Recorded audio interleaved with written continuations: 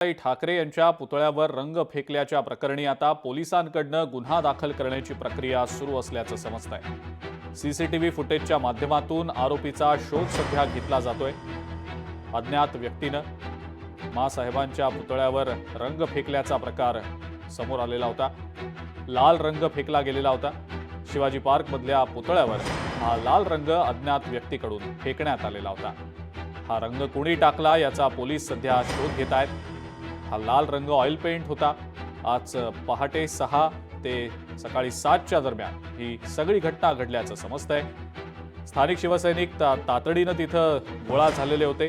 हा सगळा प्रकार ज्यावेळेला समोर आला त्यानंतर संतापाची लाट पसरलेली होती। स्थानिक शिवसैनिकांनी या पुतळ्यावरचा लाल रंग थिनरनं काढून टाकला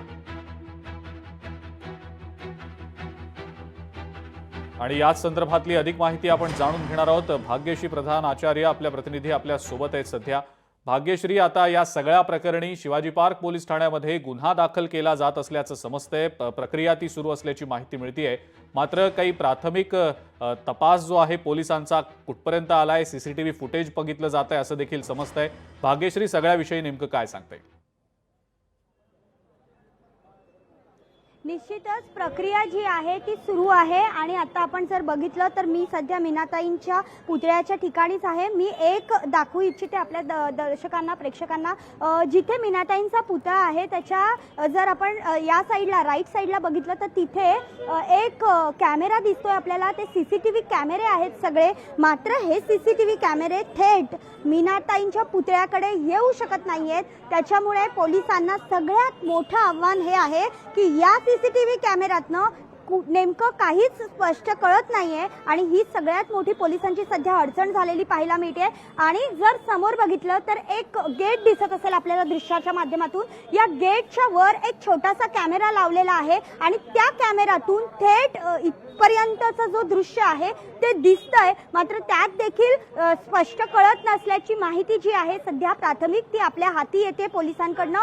मात्र एकंदरीत जर बघितलं तर ह्या सीसीटीव्हीचं कुठलंही लँडिंग मीनाताईंच्या पुतळ्यापर्यंत पोहोचत नाहीये आणि हीच सगळ्यात मोठी गोष्ट आहे ज्यामुळे शोध घेणं पोलिसांना आव्हानात्मक झालेलं आहे। सध्या प्रक्रिया सुरू आहे।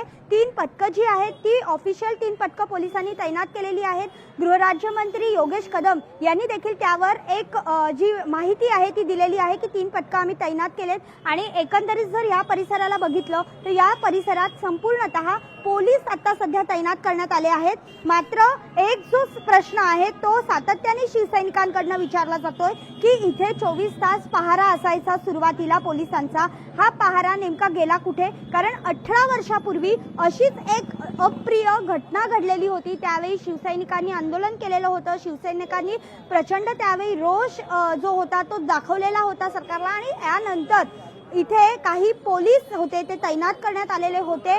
सातत्याने ते पहारा देत होते। मात्र आज जेव्हा ही घटना घडली त्यावेळी पोलीस इथे नव्हते अशा पद्धतीचा आरोप जो आहे तो शिवसेना करताना पाहायला मिळते। दोन्ही शिवसेना खरं तर याबद्दल प्रतिक्रिया देताना पाहायला मिळतात आणि या संदर्भात सत्ताधारी शिवसेनेकडनं सातत्याने आम्ही या गोष्टीचा निषेध करतो आणि आरोपी लवकरात लवकर पकडले जातील यासाठी प्रयत्न करणार असल्याचं माहिती जी आहे ती मिळते।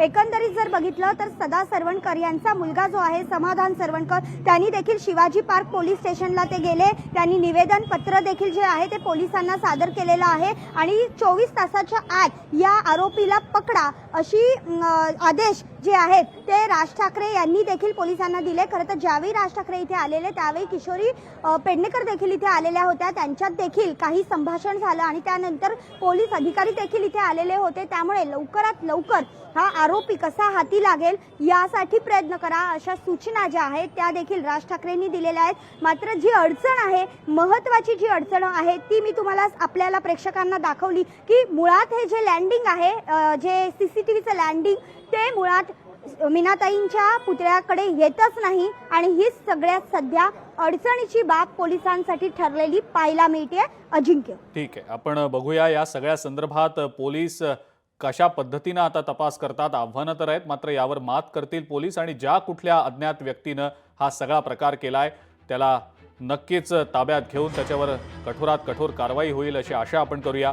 भाग्यश्री, धन्यवाद. सविस्तर माहिती आपण दिलीत त्याबद्दल आणि या संदर्भातल्या अपडेट्स तुमच्याकडनं सातत्यानं आपण घेतच राहणार आहोत. यानंतर आपण या संदर्भातल्या अनेक राजकीय प्रतिक्रिया ज्या समोर आलेल्या होत्या त्या प्रतिक्रिया पाहूया.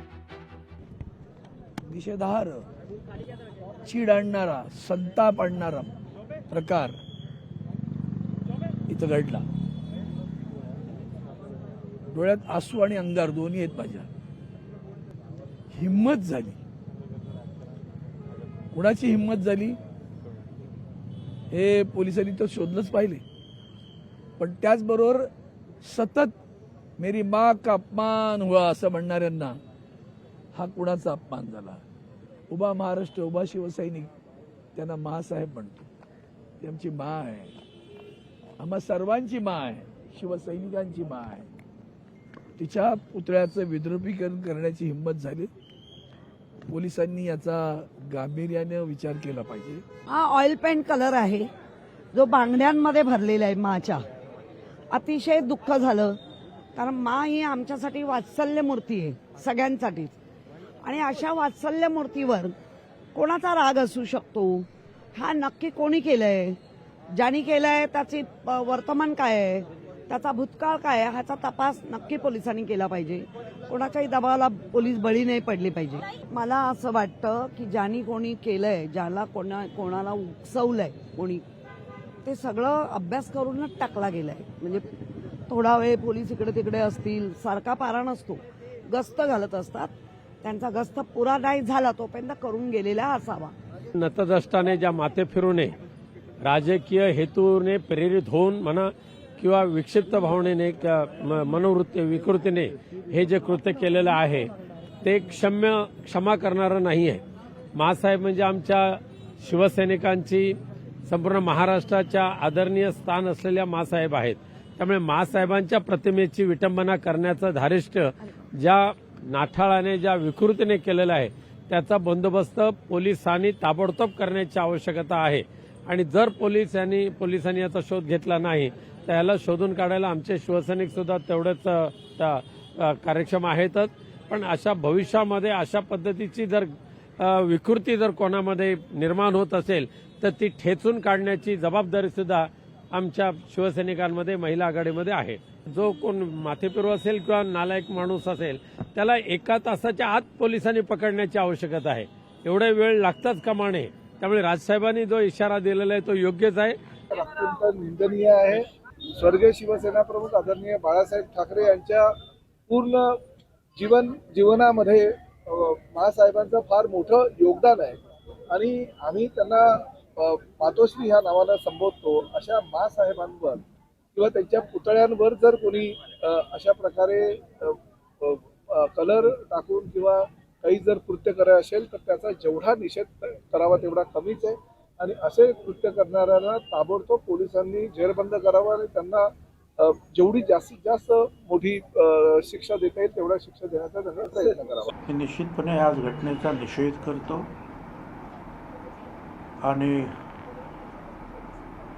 माँसाहेबांच्या मीनाताईंच्या पुतळ्यावर अशाप्रमाणे काहीतरी फेकणं वगैरे हा निव्वळ मूर्खपणा. माझं म्हणणंच आहे की CCTV आता सगळीकडे लागलेले आहेत आणि ते त्या भागात नक्कीच आहेत. त्यातून पोलिसांनी शोधून काढलं पाहिजे की हा मूर्खपणा कोणी केलेला आहे, त्याप्रमाणे त्याच्यावर कारवाई करायला पाहिजे. मीनाताई ठाकरे म्हणजे महाराष्ट्रातील असंख्य कार्यकर्त्यांसाठी आणि जनतेसाठी मातृतुल्य असं व्यक्तिमत्व होतं. अशा व्यक्तिमत्वाच्या पुतळ्याची विटंबना म्हणजे महाराष्ट्रातल्या मातृशक्तीची विटंबना आहे. सन्माननीय राज्याचे मुख्यमंत्री देवाभाऊंकडे माझी मागणी आहे, ज्या कोणी हरामखोर विकृताने हे दुष्कृत्य केलंय ना त्याला अशी देवाभाऊ कठोर शिक्षा द्या की पुन्हा कोणी हिम्मत नाही केली पाहिजे. लोकशाही मराठी ऐका, पहा, जागरूक रहा.